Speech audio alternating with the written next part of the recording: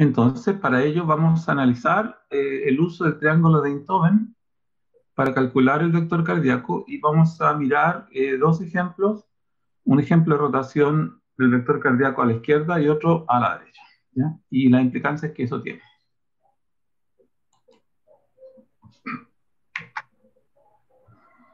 Los resultados de aprendizaje son que ustedes puedan calcular un vector cardíaco usando dos derivaciones, ¿ya? La de 1, la de 2, o puede ser la de 1 y la de 3. O sea, las derivaciones, ¿no es cierto?, del plano triaxial del triángulo de Einthoven.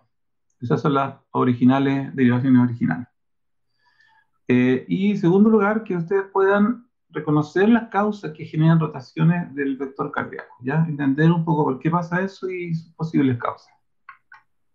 Ya, ¿cómo calcular el vector cardíaco usando el triángulo de Einthoven? En primer lugar, vamos a usar lo que se llaman las derivaciones bipolares, ya que son la 1, la 2 y la 3.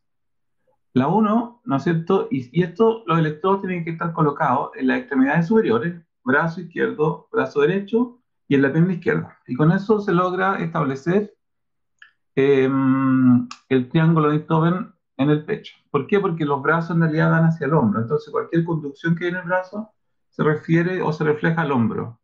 Brazo, ¿no es cierto?, izquierdo hacia el hombro izquierdo. El brazo derecho se refleja aquí porque la corriente de acción no está arriba. Entonces, como que si uno se pone el electrón en el brazo, como que el punto de referencia positivo, acuérdense que cuando uno habla de dónde se pone, es un electrodo positivo.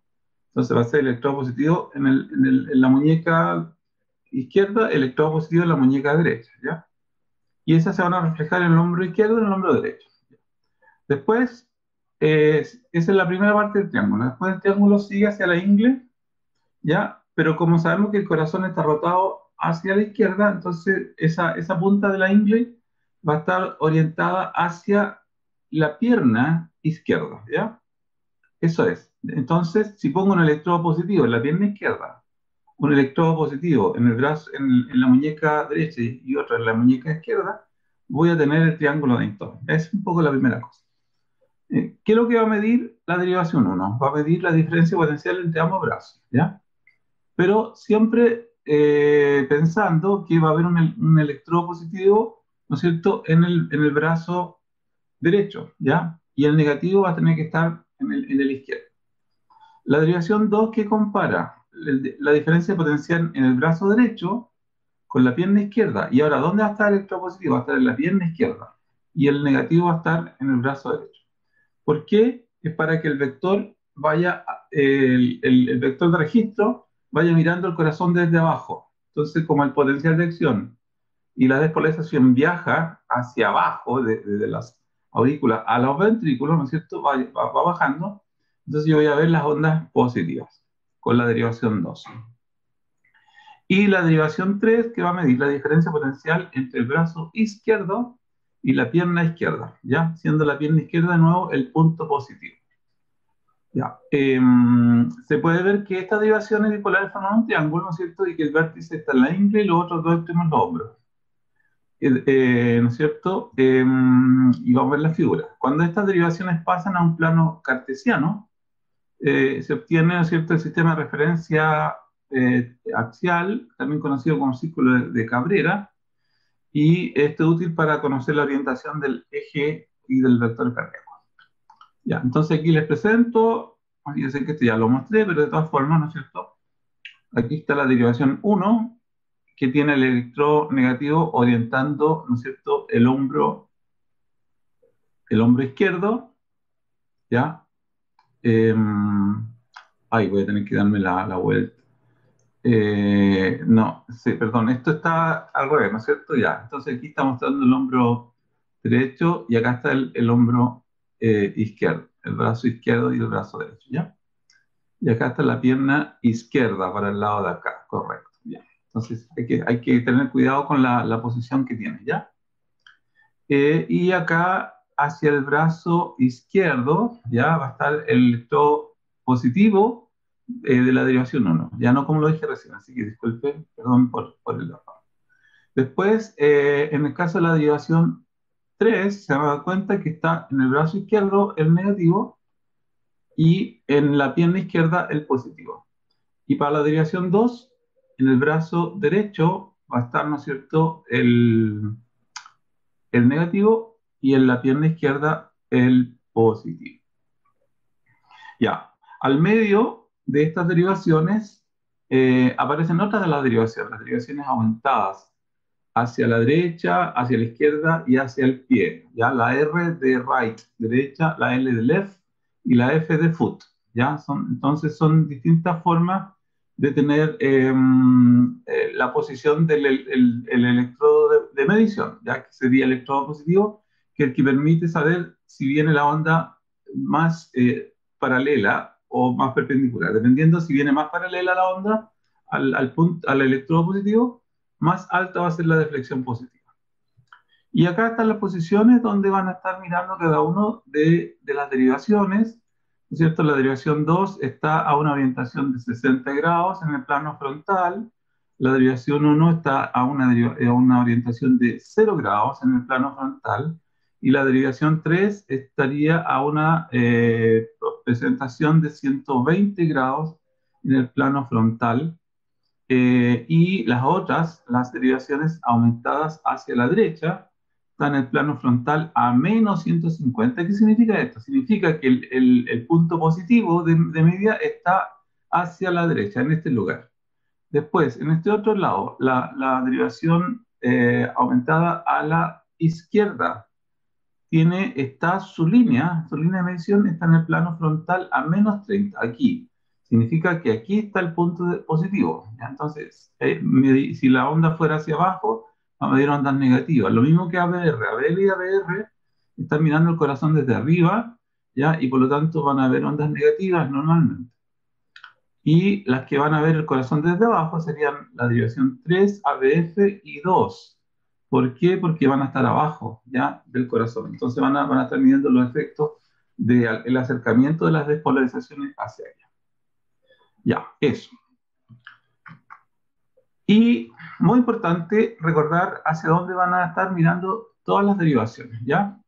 B1 y B2 están mirando hacia el ventrículo derecho y un poquito hacia el septo. B3 y B4 están mirando todo lo que se llamaría la pared anterior y también el tabique.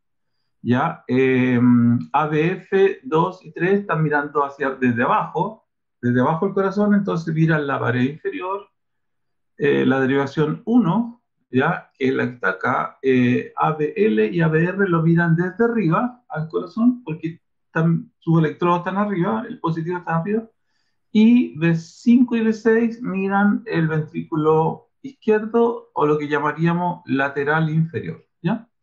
Esas son las formas en que esto es súper relevante, así por eso le puse aquí que es importante, porque entendiendo esto, entendiendo esta visión de dónde están los puntos positivos, la derivación, el electrodo positivo de la derivación.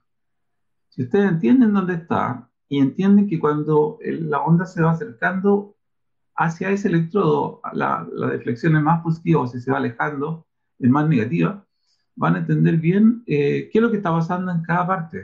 Si es hacia el ventrículo, si es hacia la aurícula el problema, si hay una hipertrofia. Por ejemplo, si yo esperara que hay una hipertrofia en el ventrículo izquierdo, ya voy a mostrar aquí una hipertrofia, supongamos que esta línea fuera mucho más grande. Entonces voy a tener QRS más altos en B6 y B5, porque voy a lograr, ¿no es cierto?, tener mayor tiempo las despolarizaciones ahí. Entonces, el pico del R va a ser más grande. Y voy a tener QRS más negativos en B1. ¿Se dan cuenta? Entonces, cosas como esas, así tan simples, en las que yo quiero que ustedes vayan visualizando. Ya. ¿Cómo vamos a calcular el vector cardíaco? Que sería el vector resultante de todos los dipolos, ya, que se van formando. Y recordemos que estos dipolos van formándose en cada fibra, ¿no es cierto? Cada fibra va teniendo una despolarización y va teniendo una parte depolarizada y otra parte polarizada. Y va viajando. Entonces se va formando un dipolo y los dipolos van viajando hacia abajo, ¿no es cierto?, descendiendo por el sistema excitoconductor y por las despolarizaciones que van ocurriendo hacia los lados, en las fibras musculares. Ya, entonces, dado que va ocurriendo en el espacio y en el tiempo, ya, entonces nos interesa saber la sumatoria de todos ellos. Cuando se suman todos ellos, ¿cuál sería el vector resultante?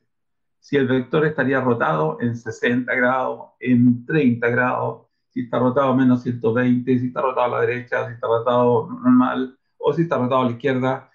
¿Para dónde está rotado? ¿Ya? Y eso me va a dar una idea de si tengo hipertrofiado el ventrículo izquierdo, si tengo hipertrofiado el ventrículo derecho, si tengo un bloqueo de una rama, etcétera. Si tengo una poscarga mayor hacia por ejemplo, supongamos una hipertensión, significaría una mayor poscarga del ventrículo izquierdo y significaría mayor fuerza del ventrículo izquierdo y se hipertrofia. Si tengo, por ejemplo, vamos a poner un mal de altura mantenido súper en el tiempo y tengo lo que se llama un corazón pulmonar, ¿ya? Voy a tener entonces una mayor poscarga, porque tengo hipertensión en la arteria pulmonar, ¿no es cierto? Entonces voy a tener una mayor poscarga en el ventrículo derecho. ¿Y ese qué significa? Que va a estar haciendo mayor fuerza contra una presión alta en la arteria pulmonar. Si está haciendo mayor fuerza, es como que en el ejercicio, cuando usted hace mayor ejercicio, se hipertrofia, ¿no es cierto? Ya el corazón también, en músculo se hipertrofia. ¿Y qué va a pasar? El vector se va a rotar, en vez de estar a 60, va a empezar a rotarse hasta quedar en el rango de la rotación hacia la derecha. ¿Ya? Eso.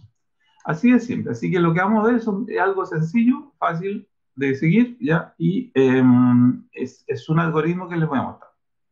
Entonces, para calcular el vector, lo primero que hay que hacer es tomar dos derivaciones. Ya es la clave, dos derivaciones.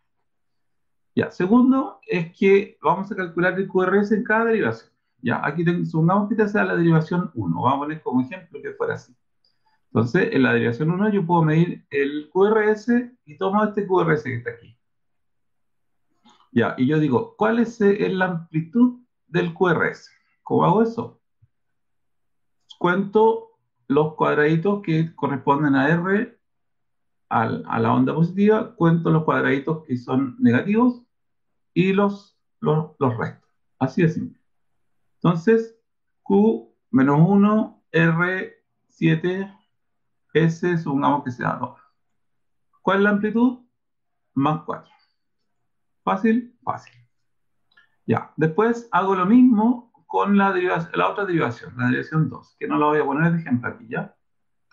Y después coloco esas amplitudes, las coloco en el triángulo de Einthoven en el lugar que le corresponde a cada derivación, ¿ya?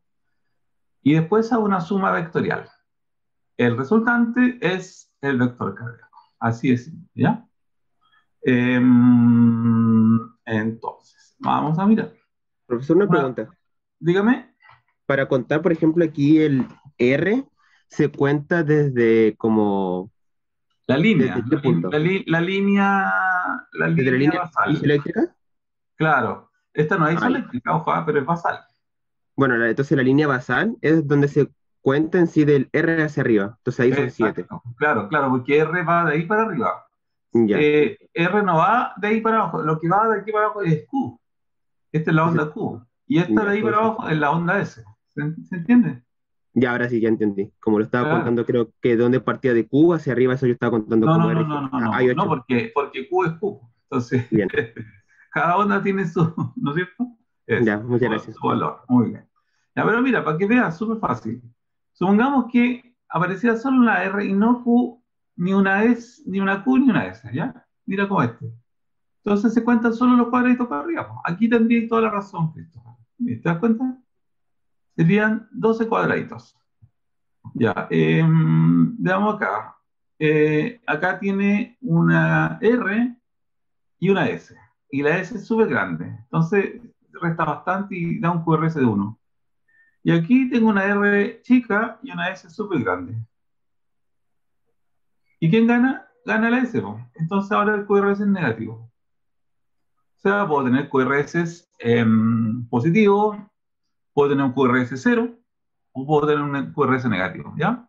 Todas esas posibilidades las puedo tener ¿Y va a depender de qué? Va a depender del tipo de corazón que tenga, si está hipertrofiado para la derecha, para la izquierda, va a depender si hay, por ejemplo, bloqueo de rama derecha, bloqueo de rama izquierda, y va a depender de dónde estoy midiendo. ¿Ya? Además de eso, el otro factor es en qué derivación estoy midiendo. ¿Ya? Acuérdense que las derivaciones que están hacia arriba normalmente pueden ser QRS negativos, las derivaciones que están hacia abajo, mirando desde la pared inferior, pueden ser QRS positivos. ¿Ya? Eso.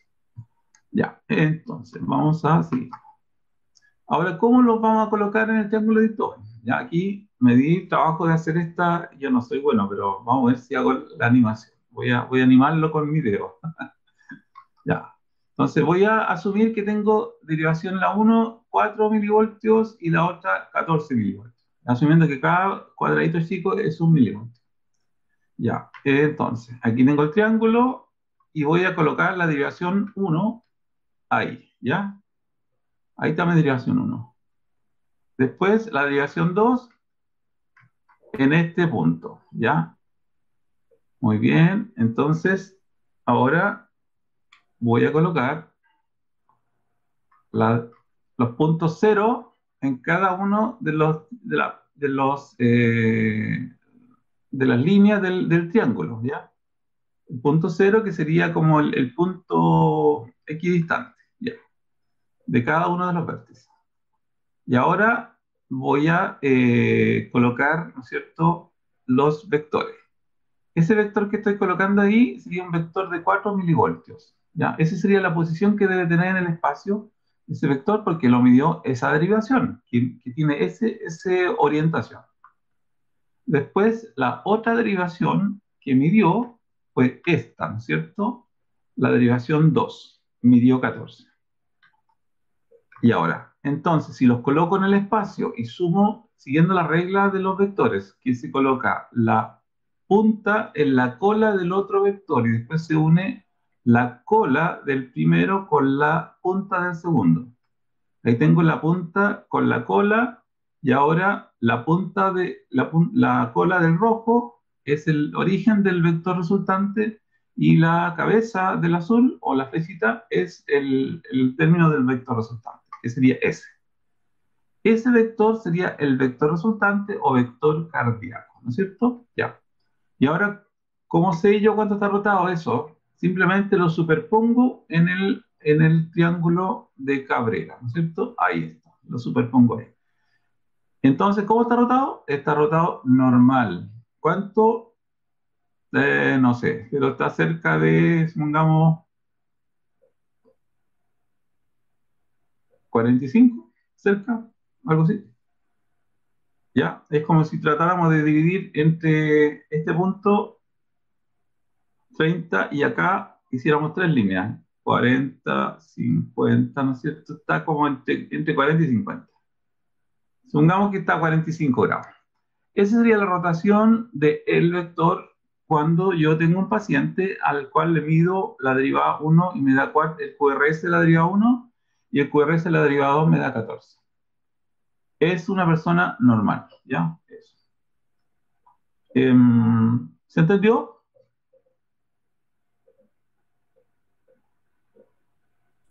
Sí, profe, quedó claro. Ya, perfecto. Ahora vamos a mirar ejemplos de vector rotado a la izquierda o a la derecha, ¿ya? Ok.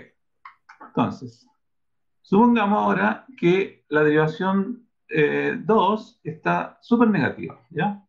Y la derivación 1 está con un QRS alto. Entonces vamos a volver a colocar, colocamos las derivaciones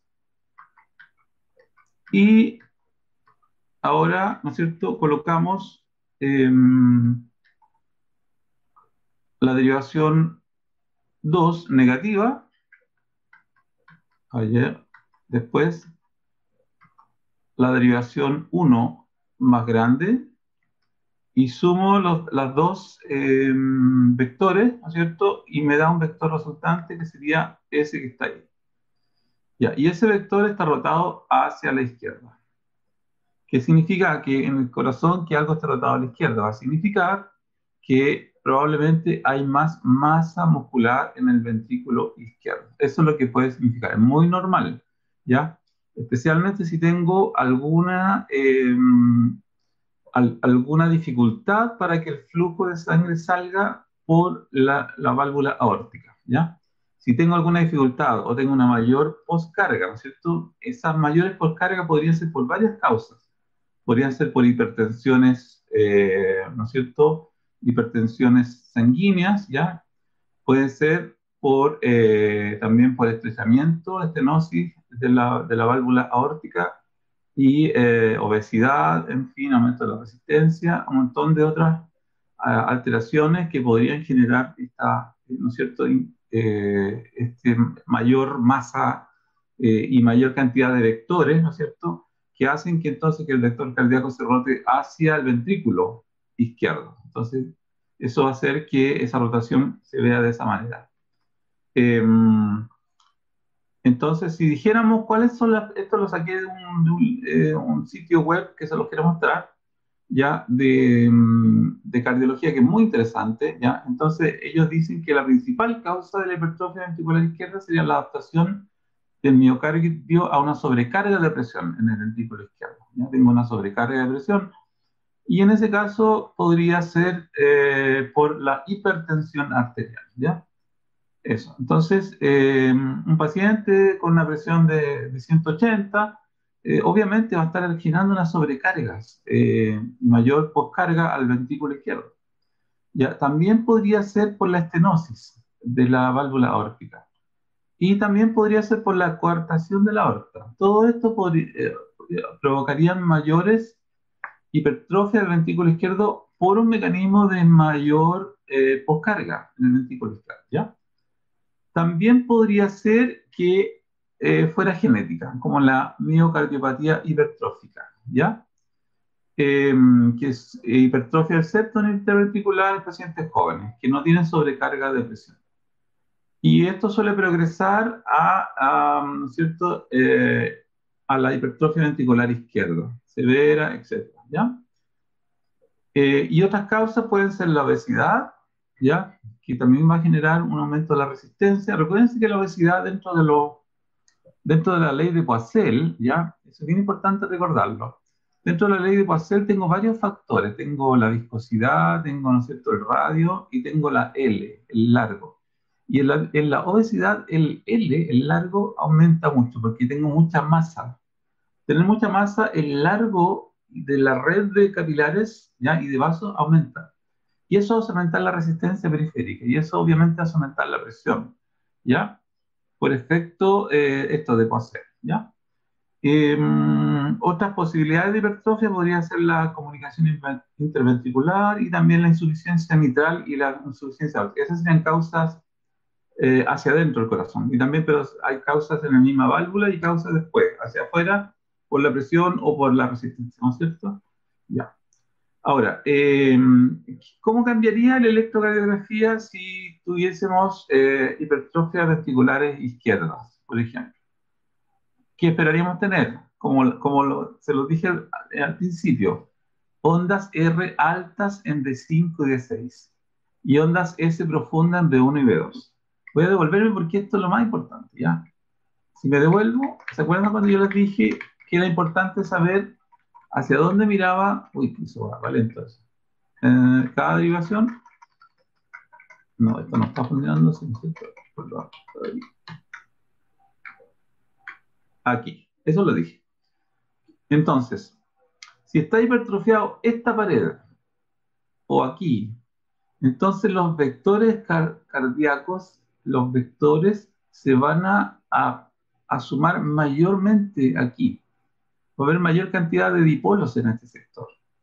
Y si hay más cantidad de dipolos, ¿quién lo va a ver con mayor claridad? El electrodo positivo que esté mirándolo justo al frente, que es B5 y B6. Y estos dipolos se van acercando hacia B5 y B6. ¿Y quién lo va a ver más negativo? Lo va a ver B1. ¿Por qué? Porque B1 va a ver que se alejan de él, ¿no es cierto? Porque son dipolos positivos que se van alejando de despolarización, que se alejan de él. Entonces voy a tener aquí una onda S, súper negativa. ¿Entiendes? Ya, aquí, para no caer en la misma tontera que hice recién, ¿no es cierto?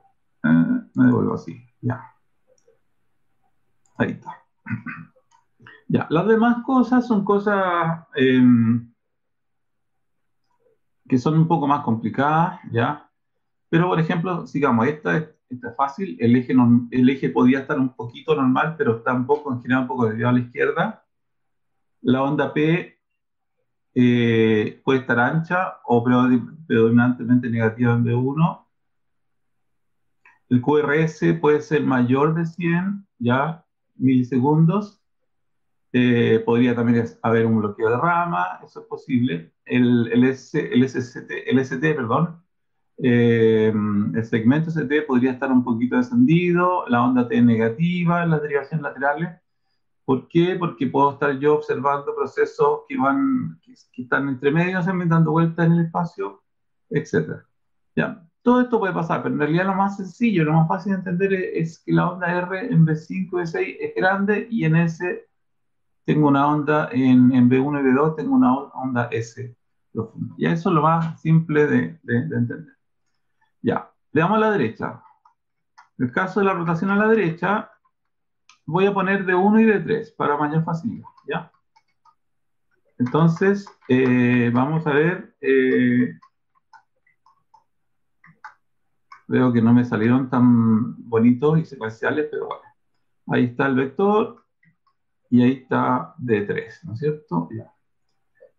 Y esto me está rotado hacia la derecha en este caso. Entonces, es bien interesante pensar qué cosa podría hacer que se rote a la derecha, ¿ya? Y les voy a dar un ejemplo, ya que en el curso a mí me interesa que aprendan la medicina de altura. Les voy a contar que la hipoxia que se genera, ¿no es cierto?, cuando uno asciende, se genera una hipoxia hipovárica, ¿ya? Esa hipoxia hipovárica en el tiempo va generando hipertensión de la arteria pulmonar, ¿ya? Porque la arteria pulmonar, en términos así como fisiológicos, genera una respuesta de vasoconstricción hipóxica en la altura.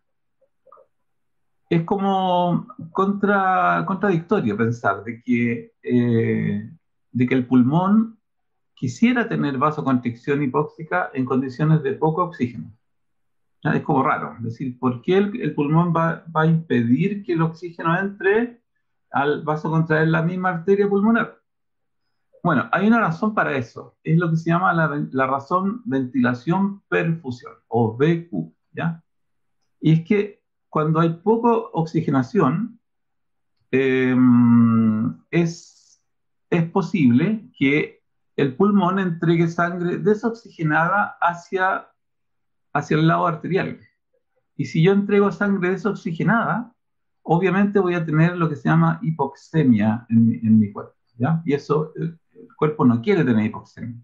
Entonces, cuando tiene condiciones de poca oxigenación, prefiere ventilar menos y tratar de que las zonas que no están con oxígeno no se mezclen con la sangre, ¿ya? Si una zona del pulmón no tiene buen oxígeno, prefiere no mezclarse con la sangre, para que esa sangre ¿no es cierto?, no siga venosa, sino que la sangre se arterialice bien. Entonces, ¿cómo lo hace? Evita que la sangre venosa pase por zonas, ¿ya? Por zonas que no están bien ventiladas. ¿Y cómo evita? Con la vasoconstricción. Entonces, hay una razón fisiológica, ¿ya? La vasoconstricción hipóxica tiene razón de evitar que la sangre pase por zonas mal ventiladas, ¿ya? ¿Y qué hace con eso? Entonces, con eso hace que quizás poco menos de sangre se oxigena, pero lo que se oxigena bien. Entonces, logro mantener una razón ventilación-perfusión adecuada. Ya, eso lo vamos a ver con mucho más detalle en fisiología respiratoria. Pero ¿por qué les cuento esto? Les cuento esto porque en un paciente que ha estado, por ejemplo, 50 años viviendo en Puno, a 3.000 metros o más, casi 3.500, no me acuerdo cuándo está en Puno, pero está como a 3.000 metros de altura.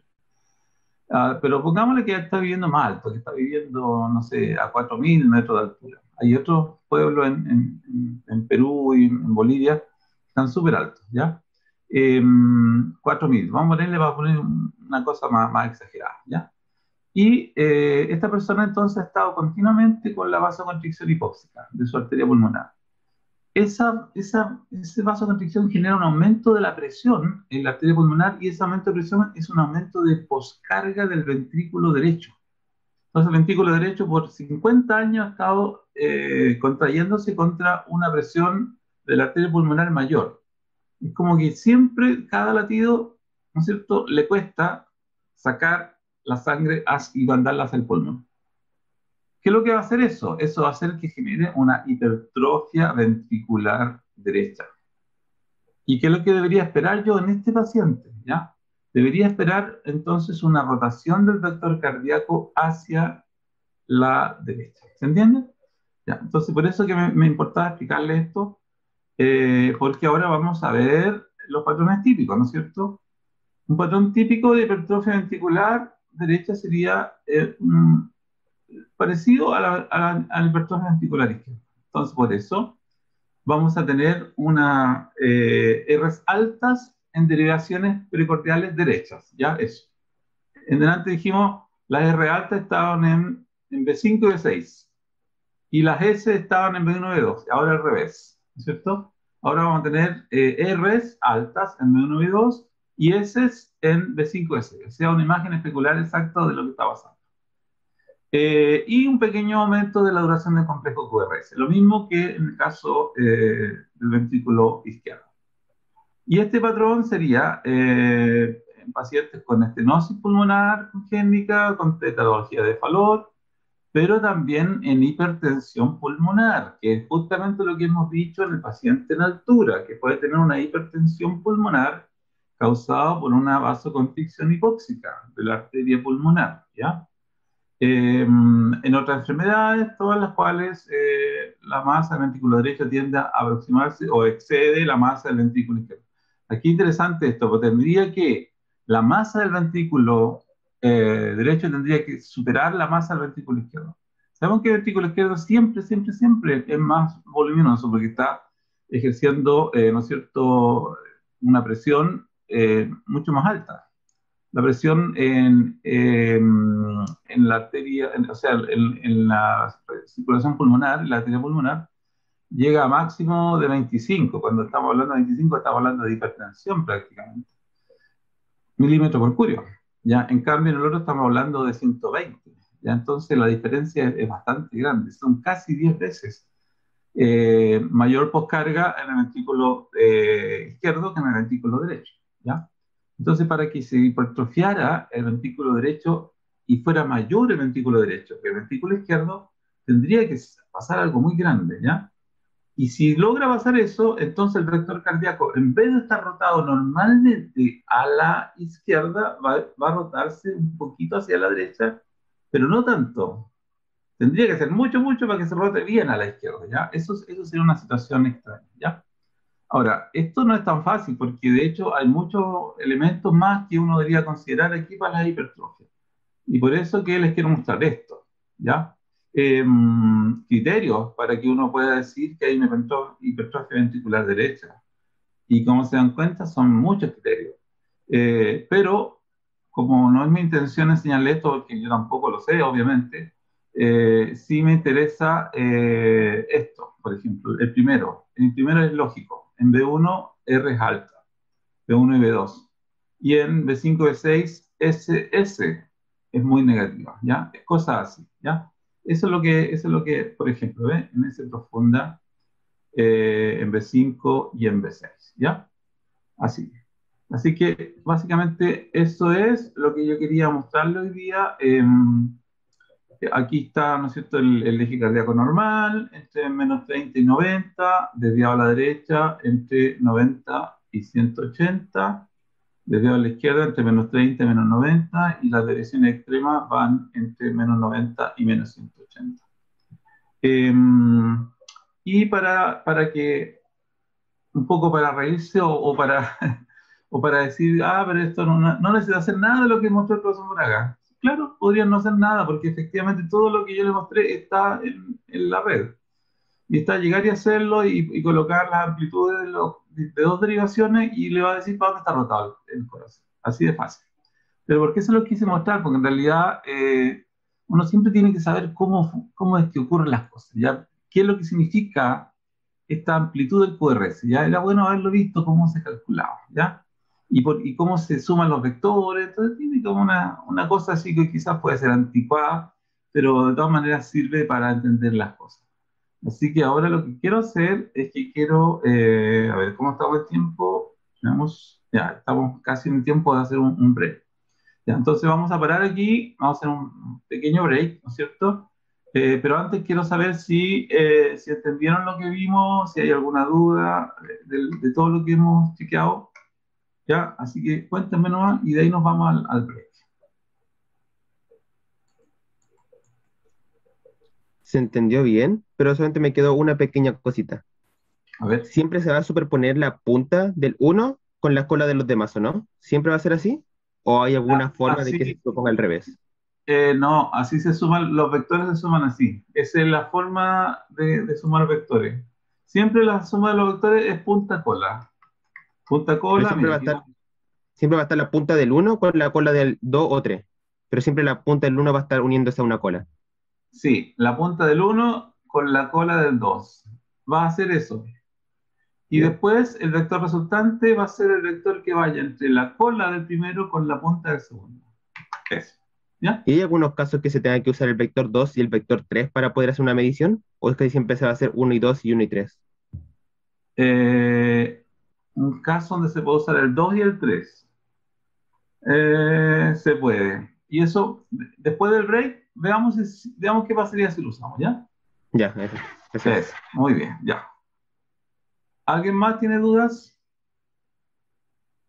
¿Qué tan confiable puede ser el dibujar un triángulo en un papel, por ejemplo, y dibujar uno mismo los vectores? Bastante, diría bastante confiable, fíjate. Ah, ya, Yo, profe. yo me di el gusto de hacerlo sin yo sabía del sitio. Yo dije, lo voy a hacer nomás, voy a ver si me da. Lo hice y después lo hice en el sitio. Y me dio prácticamente igual. Así que mi respuesta es sí, sí se puede. Ah, ya, profe, muchas gracias. Eso. Ya, voy a pausar la grabación. Vamos a compartir la pantalla y vamos a mirar páginas web que yo les dije. A ver, en primer lugar. Ya, la vamos a ver enseguida, pero antes de ver esa, vamos a mirar. Vamos si es este. Ya, aquí tengo uno. Sí, este es. Ya, este sitio se llama MyAKG, ya, mi SG, ya, mi SG. Se llama la web del electrocardiograma. Y tiene varias cosas bien interesantes. ¿Ya? Aquí como leer un electrocardiograma, miremoslo, vamos navegando un poquitito, ¿cierto? Ya, ahí se ve cómo leer un ECG. Secuencia para leer, primero hay que calcular, veamos qué es lo que habría que hacer, porque esto lo vamos a hacer mañana. Mañana vamos a ejercitar esto, ¿ya? Pero me gustaría ver esto. Primero tenemos que calcular la frecuencia, ¿ya? ¿Y cómo calculamos la frecuencia? Tenemos que saber cuántos QRS tienen que haber en un cierto periodo de tiempo, ¿ya? Y tenemos que saber si está entre 60 y 100, sería normal, si está sobre 100 sería taquicardia, sería abajo de 60 sería bradicardia.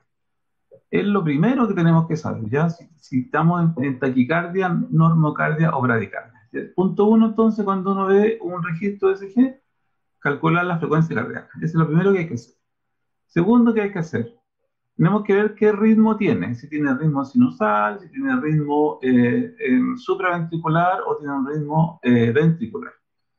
¿Y cuál es la clave de esto ahora? La clave de los ritmos es que si tiene una onda P siempre antes del QRS, ¿ya? Esa es la primera clave. Si tiene una onda P antes del QRS, entonces significa que tiene un ritmo sinusal. Si no aparece una onda P o está invertida o cualquier cosa, pero el QRS es angosto, entonces puede ser que tengamos un ritmo del aurículo ventricular acelerado, ¿ya? O un ritmo juncional, que se llama de la unión, ¿ya? ¿Por qué sé que ese ritmo viene ahí? Primero porque no veo la onda P, sí, es primera cosa. Segunda cosa, porque el QRS es normal, no es ancho. O sea, si el QRS es normal y no hay onda P, entonces yo pienso que la onda está saliendo del nodo AB, ¿ya? Y el nodo AB, entonces, sigue la misma configuración espacial, el QRS, y por lo tanto no es más ancho, sino que es un QRS angostito. Ya, y cuando yo sé que el ritmo es ventricular, cuando el QRS es ancho, ya, o anómalo, así como raro. Ahí inmediatamente si yo veo el QRS ancho y digo, ya, entonces no, este ritmo no es supraventricular, no es un ritmo que ni viene ni del nodo B, ni tampoco del nodo SA, ¿ya? Sino que es un ritmo que viene del ventrículo. Y ahí entonces yo digo ritmo ventricular, ¿ya? Entonces son como pequeñas claves las que le estoy dando. Después viene de que sabemos que es un taquicardia, bradicardia, hemorragia, y sabemos que es sinusal, juncional o ventricular, podemos ver si hay un bloqueo en el AB, ¿ya? Y para eso analizamos el intervalo PR. PR tiene que ser menos de 0,22 o menos 0,20. Si tiene más de 0,20, entonces yo digo, y se mantiene, es estable, yo digo que es bloqueo de primer grado, ¿ya? Si tiene un PR que de repente genera, ¿no es cierto?, una alteración en la conducción hacia el QRS, puede ser un bloqueo de tipo 2, MOVIC tipo 2. O si tengo, por ejemplo, un bloqueo de PR, que significa que el PR se va alargando, se va alargando, se va alargando, hasta que de repente no conduce, eso puede ser un fenómeno de Wenckebach o MOVIC tipo 1. Ahí tengo la forma. Y después, si yo veo que las ondas P andan por una parte y las QRS andan por otro lado, entonces tengo un bloqueo de tercer grado. ¿Por qué? Porque la actividad eléctrica auricular está desconectada de la actividad eléctrica ventricular. Entonces los ventrículos laten por un lado y las aurículas laten por otro lado y ahí es como que no hubiera entre los aurículos y los ventrículos no hay ninguna conducción de impulso, ¿ya? Entonces no están divorciados, están separados. Y eso se llama bloqueo auriculoventricular de tercer grado, ¿ya? Entonces ahí yo ya tengo otra forma de saberlo. Después viene el intervalo QT, la valoración del intervalo QT, que tiene que ver con, ¿no es cierto?, si yo tengo un QT largo, un QT corto, etcétera, son otras alteraciones. El eje eléctrico, que es lo que acabamos de ver, ¿no es cierto? Si está rotado hacia la derecha, a la izquierda, si está normal. Después tengo ST, las alteraciones del segmento ST, que son bien importantes porque, por ejemplo, una depresión del segmento ST, ¿ya? Puede significar normalmente una falta de oxigenación o isquemia, o hipocalemia también, ¿ya? Si hay justo una depresión desde el punto J, ¿ya? Y hay una depresión desplazado significativamente bajo la línea basal, ¿ya? Entonces ahí tendríamos la posibilidad de ir entendiendo que en ese caso, si tengo una depresión de ese segmento, puedo yo tener una isquemia. O también puedo yo tener una elevación del segmento, que también puede estar asociado a un fenómeno de infarto. Eh, y finalmente pueden haber otras alteraciones, pero son muchas. O sea, esto es verdad que es bastante. Así que yo los voy a invitar mañana para que hagamos algún análisis de algunos electrocardiogramas y vayamos viendo qué es lo que le está pasando, ¿ya? Eso quería mostrarle. A ver, veamos qué otra cosa. Intervalo PR, bloqueos, intervalo QT, el eje eléctrico, segmento CT. Cardiopatía isquémica, bloqueo de rama. Ya. Bloqueo de rama derecha, y ya, perfecto. Ahora miremos la calculadora del eje cardíaco. Y vamos a hacer lo que me pidió, no sé si Máximo o no sé quién fue. Vamos a colocar, o Christopher parece que fue, si podía ser pero aquí me está dando 1 y 3 nomás. Tú querías que fuera 3 y 3 y 2, 3 y 2. No, no me está dando la posibilidad de hacer 3 y 2 aquí, pero tú lo puedes hacer. A ver, denme valores que ustedes quieran de amplitud de QRS en la derivación 1 y después de QRS en la derivación 3. Denme las que quieran y las colocamos, ¿ya? Para ver para dónde estarían rotados.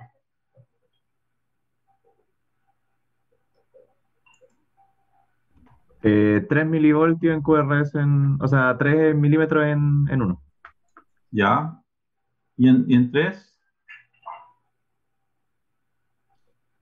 10. Yes. Calcular. Normal. Está en una rotación normal.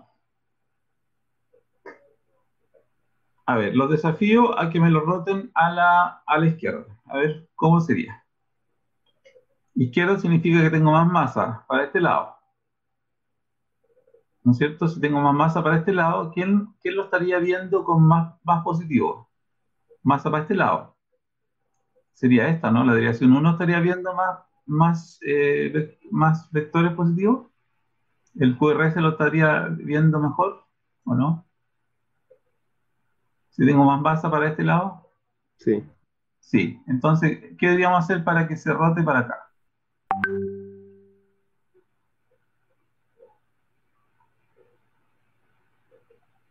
Tenemos que hacer que el ventrículo izquierdo sea un poquito más amplio su QRS. Ya, y entonces en la derivación 1, ¿qué deberíamos hacer? ¿Que si fuera más grande o más chico?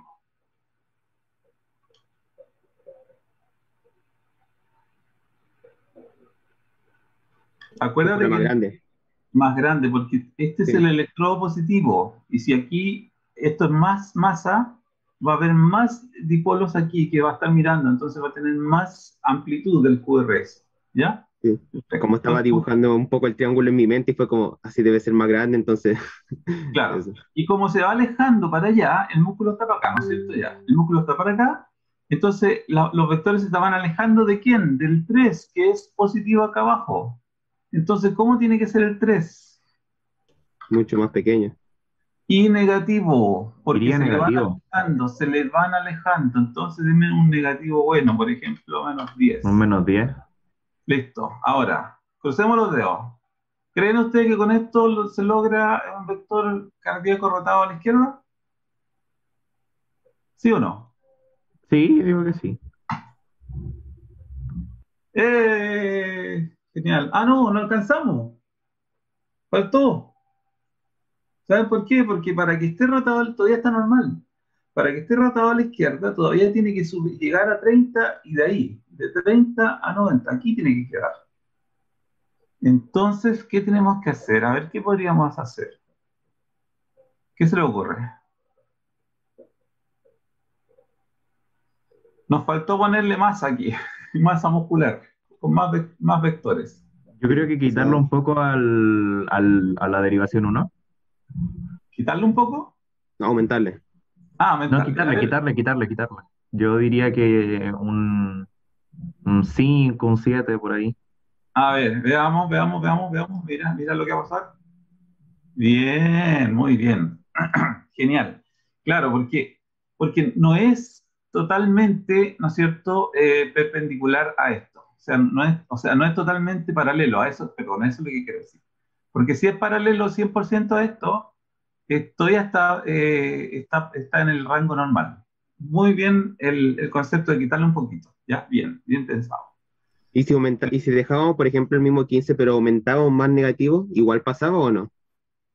Aumentar este negativo, Sí, a ver, aumentar el negativo y dejar quizá el otro normal. ya, y aumentarlo este. Vamos a ponerle Sí. este 19, a ver, veamos. También. También se logró, ¿ya? Bueno, porque estos son valores muy grandes, ¿ah? O sea, difícilmente, Sí, sí. eso mismo estaba pensando porque igual 15 cuadritos hacia Sí, arriba, otros es 19 cuadritos, va a quedar afuera el papel milimetrado sí, no en el cabe. libro. Tendría que ser el corazón de un elefante, no sé, algo muy grande. Bueno, pero ya, está bien, para que vean así como uno puede jugar. Y ahora veamos qué vector tendría que para que fuera rotado a la derecha. Ya, está bueno el ejemplo que estamos haciendo. tendría que estar, si está rotado a la derecha, entonces está como alejando del 1, pero se está acercando mucho al 3, ¿sí o no? Si está rotado para acá, entre 120 y 180, ¿ya? Si está aquí, entonces se va acercando mucho, mucho al 3 y se va alejando mucho del 1. Entonces tendríamos que colocar negativo este. Pongámosle, ¿cuántos negativos le ponemos al 1? -6. Menos 6, ya. Eso es más normal, ¿no es cierto? ¿Y cuánto le daríamos de positivo a este, que también fuera algo dentro de la normalidad? Podría ser quizás Un, 8 9. O no sé qué dice el máximo. un Sí, sí, ya. 5, puede ser, un 6, por ahí. Ya, bueno, pero pongámonos a ver qué va a salir. Bien, excelente, ¿ven? Eso significa, lo que estamos haciendo significa que estamos entendiendo el proceso, ¿ya? Estamos entendiendo dónde están las derivaciones, estamos entendiendo de qué es lo que va midiendo, y justamente para reforzar eso es que yo quiero que veamos el siguiente video, ¿ya? Y que veanlo con cuidado porque en el fondo está hecho casi por un estudiante, y está justamente diciendo que hay cosas que como estudiante no lo tomó muy en serio, ¿ya? Así que, a ver, ¿por qué no puedo? Ah, porque está aquí. Aquí está. Ya, vamos a ver una sencilla revisión, pero significativa revisión. Eso es lo que vamos a hacer. Y con esto vamos a terminar porque ya no va a alcanzar más el tiempo, pero me parece que es necesario. Estudiantes o como jóvenes residentes, sentamos con la cabeza sin realmente entender lo que nos están hablando. Y es porque a lo mejor parece muy complicado y al no entenderlo, entendemos la utilidad que tiene. Me preguntan, Profe, Sí, cuando a ver, vaya a la función de compartir pantalla sí, sí, sí. y va a haber un cuadrito abajo a la izquierda que dice compartir sonido de la computadora. Ya, perfecto. una idea general. Sí, voy a compartir eso en la computadora. Solamente con eso yo ya puedo tener una serie de diagnósticos diferenciales. Entonces, en simples palabras, el eje cardíaco, saber o tener una idea general de más o menos dónde está, me puede servir mucho. Ya te voy a dejar de compartir, yo voy a volver a compartir.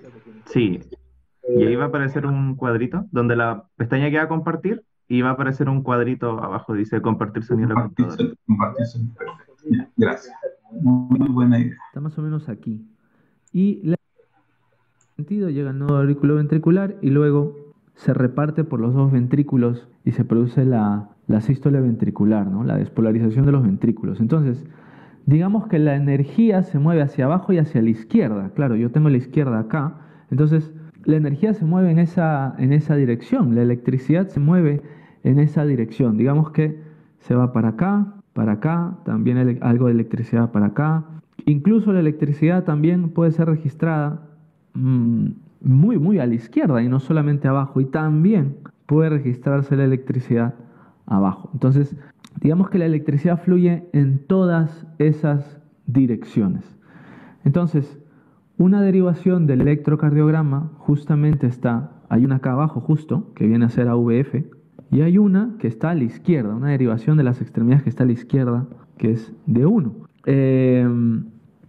Y hay otra que está muy, muy a la izquierda, que es la L, ¿verdad? De left. Esa derivación se llama AVL. Entonces, estas reciben la electricidad, se acerca a ellas. Por eso, aquí el QRS va a ser más positivo.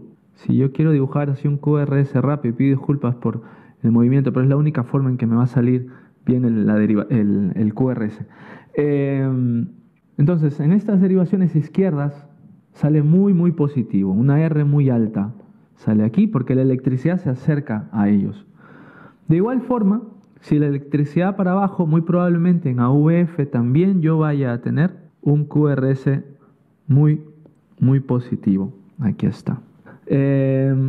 Donde más positivo sale es donde la electricidad va directamente. Habíamos dicho que el nodo sinusal estaba aquí y la electricidad toma justo esta dirección, que es más o menos 60 grados. Si yo planteo una horizontal ahí, estos son 60 grados y eso corresponde a D2.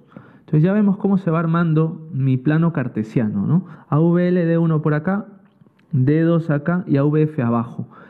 Y aquí es donde, pues como la electricidad va directamente, es todo muy positivo. Todo es muy positivo y es justamente donde mejor voy a ver la función del nodo sinusal, que vendría a ser la onda P. Entonces, por eso decimos que la onda P se ve mucho mejor en las derivaciones D2 y D1. Esto es incluso hasta discutible, porque no necesariamente la despolarización de D1, mejor dicho, no necesariamente la posición donde está la derivación D1 recibe la electricidad del nodo sinusal. De hecho, es casi como que ni se acerca ni se aleja, ¿no? Es más un poco de D2. Por eso dicen que en D1 la onda P es como difásica.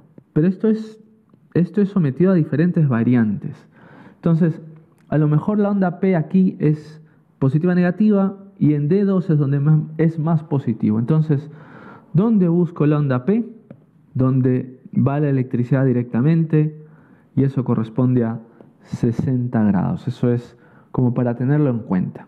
Y del lado derecho, R de right, aquí está AVR, en el lado derecho, la electricidad se aleja, ¿no? Digamos que el vector va así, se está alejando. Y todo lugar de donde la electricidad se aleja se registra como negativo. Por eso en AVR, de hecho, la onda de despolarización es incluso al revés. Y la onda T siempre sigue a la onda más grande, ¿no? Entonces, si aquí hay una S profunda, porque esto es una S profunda, no es una R, la onda T será como negativa y eso es normal. Entonces, ya vemos cómo estos son bastante opuestos. AVR se aleja, negativo, AVL se acerca, es positivo. Y ya estamos poco a poco completando nuestro plano cartesiano sin haberlo dibujado, solamente teniendo una idea de por qué hacemos lo que hacemos, ¿no? De dónde se va la electricidad y estas cosas. Entonces, nos falta, creo, una muy importante que es D3. D3 está aquí, en el territorio, un poquito hacia la derecha, hacia abajo, y podemos ver cómo, y esto a manera de poder recordar para los memoristas, podríamos decir que yo voy en orden, ¿no? de izquierda a derecha, D1, D2 y D3, y así nunca me olvido de dónde está cada una, ¿no? Para los más memoristas. Entonces, D3 está ahí y como vemos la electricidad no se acerca ni se aleja de D3. Es casi como si D3 lo estuviera viendo pasar. Yo estoy viendo pasar y por eso a veces en D3, y esto es absolutamente normal, que un QRSCA tenga una fase positiva y una fase negativa. Entonces, es perfectamente normal. Es como que está viendo que se va acercando y luego cuando ya pasó hace una S. Es perfectamente normal ver una RS en D3. Entonces, incluso se puede ver aquí una S pequeñita también en AVF. Si el eje finalmente es de 60 grados, AVF también ve pasar el vector eléctrico. Entonces, hay un positivo y hay un negativo, lo mismo para VL dependiendo. Entonces, si la electricidad se mueve para la izquierda, para abajo a la izquierda, si sigue esa dirección, entonces, ¿cuál finalmente es el eje cardíaco? ¿Dónde yo dibujo el eje? Tengo que escoger uno. Y esto es lo que en realidad no importa mucho, creo yo, y esto es una opinión personal. Esto es lo que en realidad no importa mucho. No importa en realidad dónde está finalmente ese único eje cardíaco que será como el promedio. Porque lo que a mí me interesa realmente es que sea un eje normal, que esté entre esto y entre esto, ¿no? Que esté en todo ese sector es lo que finalmente a mí me interesa. Eso es un eje normal, que esté entre menos 30 y 90 grados. Si está entre menos 30 y 90 grados, ese eje cardíaco es normal, puede estar, digamos, tranquilos. Es un corazón que tiene sus fibras de conducción bien puestas, sus fibras de conducción funcionan y su estructura, su anatomía estructural es normal. No hay cavidades grandes, sus cavidades no están dilatadas, sus cavidades no están sometidas a mayor presión, o sea, no hay sobrecarga, el corazón no tiene que hacer más esfuerzo para bombear, y eso permite que la electricidad fluya bien, y en el electrocardiograma las ondas que registran me den la idea de un eje normal. Lo que me debe preocupar es cuando el eje es anormal, cuando tenemos energía, electricidad fluyendo más allá de los 30 grados, cuando tenemos energía, electricidad fluyendo más allá de los 90 grados. Eso es lo que a mí me debe llamar la atención, lo que a mí me debe dar una idea de que ahí algo anda mal.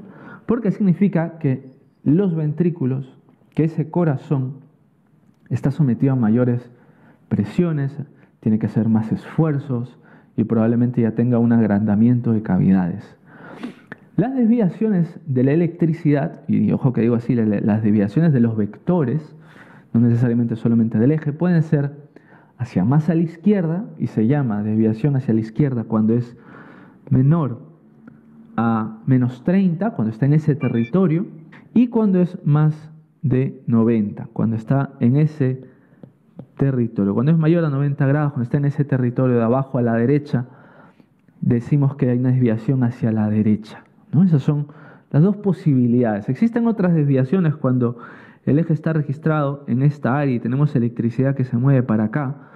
Esas desviaciones son muy aberrantes, hablan de un corazón muy afectado y les dicen eje indeterminado, ¿no? Incluso, y esto yo no lo puedo dibujar porque lo que ustedes están viendo es un plano en 2 dimensiones. Es un plano en 2 dimensiones, hay largo y ancho, pero no hay profundidad. Pero digamos que a veces el eje se va hacia la pantalla. Es como si saliera hacia la pantalla en tercera dimensión. Es otra forma de entender los ejes también, son ejes indeterminados.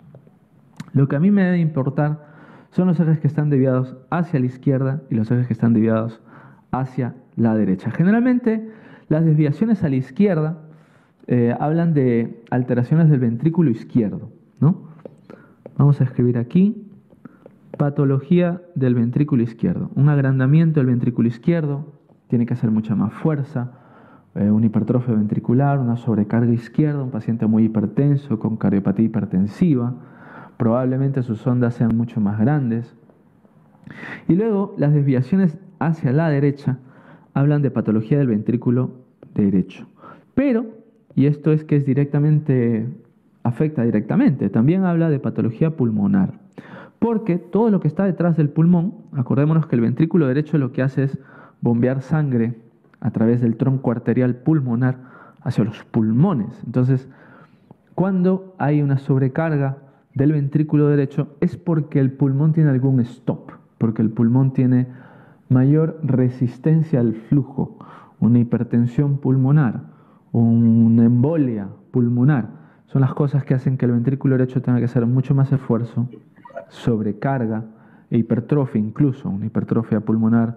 Un paciente EPOC con mucha hipoxigenación, un paciente que no oxigena bien, el pulmón lo que hace es producir vasoconstricción en un intento por compensar esa hipoxemia. El pulmón cree que no hay tensión y produce vasoconstricción a través de sustancias vasoactivas.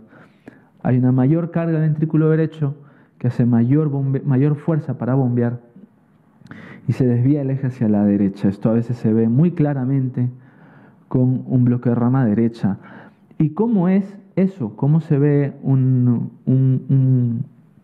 desviación de eso?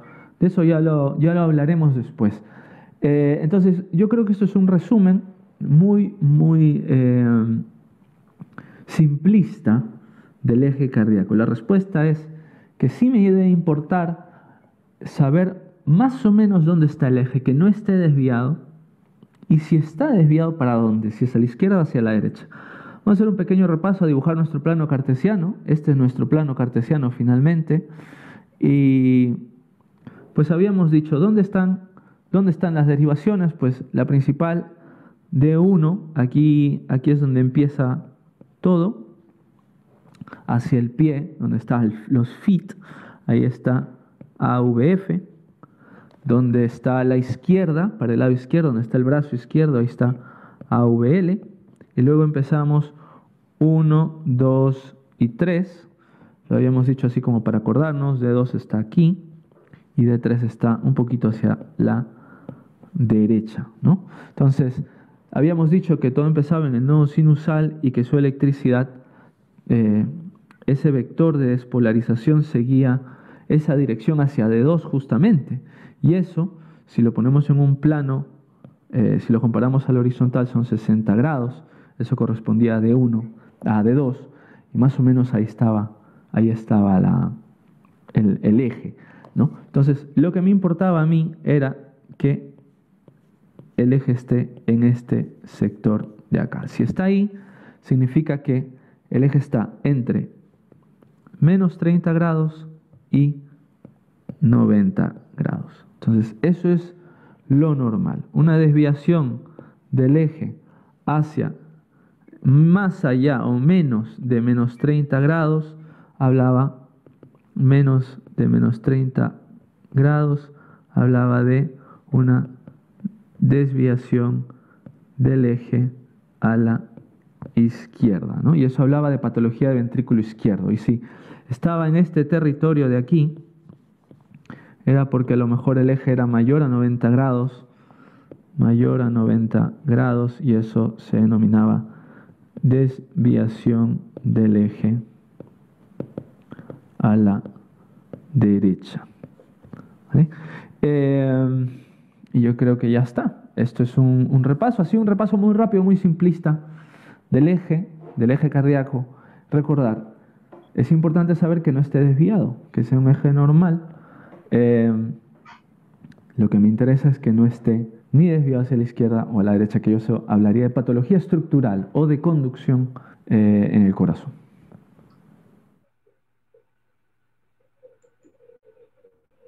Ya, muy bien. ¿Qué les pareció? Está bueno el video. De verdad explicó todo prácticamente lo que explicó usted así resumidas cuentas. Bueno, lo encontré muy bueno. Además que hecho por un estudiante, ¿qué les pareció? Un estudiante así como que se llama Christopher Soto Palma.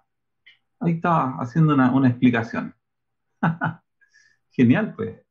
No, lo encontré súper bonito, muy bueno. Así que, bueno, yo creo que con esto terminamos.